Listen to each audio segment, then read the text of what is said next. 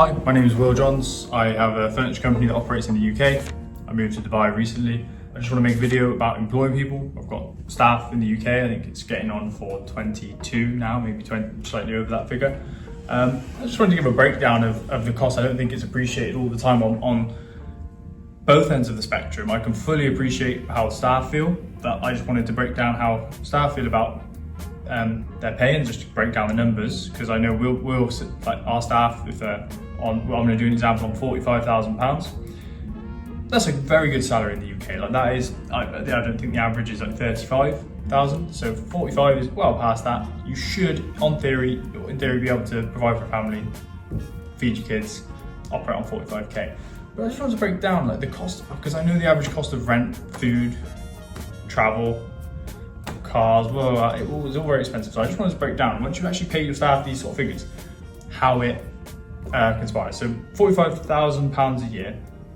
Let's break that down to monthly. So that's £37.50 a month. So £3,750 per month that you receive initially. That's the first figure that we submit to the government, and you're committing to that employee's pay. Of that £3,750, £540 is income tax. Straight away, that's taken out. We then have to put that aside, so we'll take that off your £37.50, or it's on your payslip. Then we have to send a separate bank transfer to the government with that £540. In that same payment to the government we have to make each month is £216 national insurance. This is employees' national insurance.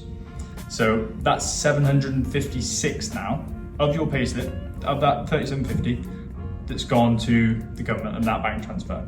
Final one, this goes out as a separate one, direct debit, is pensions. So typically every single employee, but I think there's a limit on it of where you have to enroll, or I'm not sure exactly how it works, but the accountant tells me they're enrolled in pension. So that's £162 again. Now at least the only caveat with this one is that this is going towards your retirement. You will have access to this eventually, but my suspicion is that by the time you get that money back, it's going to be worth nothing in comparison. Even if nothing else, without throwing shade at the pension funds themselves and schemes, I think if nothing else, that £162 this month will go a hell of a lot further than £162 in 30 years, 40 years, whatever it is that you end up taking your pension.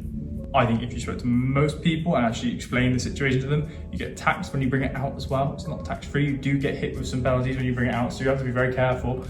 Then that takes your £37.50 has gone from £3,750 up to £2,830. That's almost £1,000. It's £80 short of £1,000 taken off you. £3,750. No, £2,750 is actually what you're going to see, just over £2,800. That's crazy. So straight away, the government have taken just shy of £930 off you. Something along the lines of 920. That's bad enough for the employee, and I sympathise enough with them, because I would love nothing more to just say they have all the money, take it. Maybe a fraction, maybe just the national insurance, or severely reduce the figures. But this is where it gets really, really difficult in terms of from the employee's standpoint. That £45,000 salary, on top of that pay, there's something called an employer's national insurance. So the same way employees' national insurance is taken off them, there's also I couldn't believe when I first found out about this.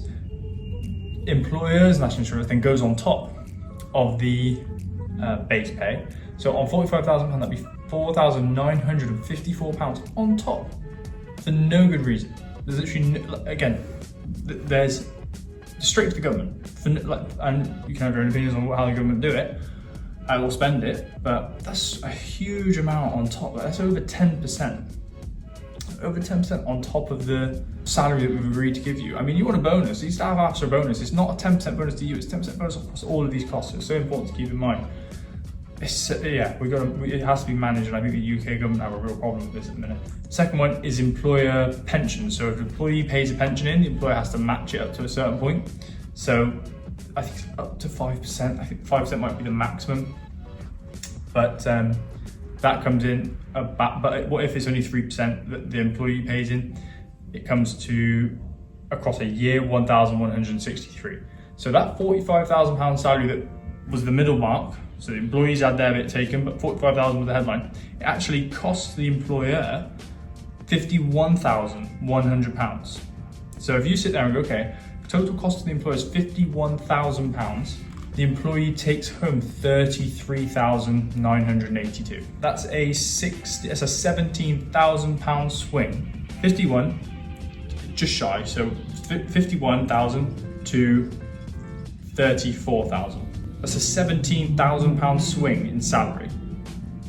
And almost all of that is going to government or pensions. Pensions you can only give some credit for, but I think it's a real shame that people can't be given. So I think a really good idea would be something like a cash to cash ISA. I know the allowance has just been reduced, but you'd be under it with this.